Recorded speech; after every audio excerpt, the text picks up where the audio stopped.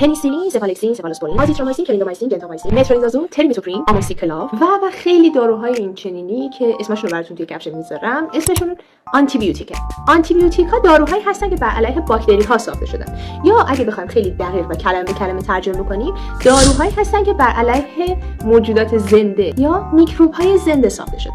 مکانیسم عمل کرده با آنتی بیوتیک ها خیلی متنوع. همه اینها باعث میشه اون میکروب بمیره. ما توی طبقه بندی میکروب شناسی ویروس ها رو جزو موجودات زنده نمیدونیم، چون ویروس ها به خودی خودشون کاری نمیتونن انجام بدن و نیاز دارن که برن داخل یک سلول زنده، اونجا بتونن فعالیت کنن.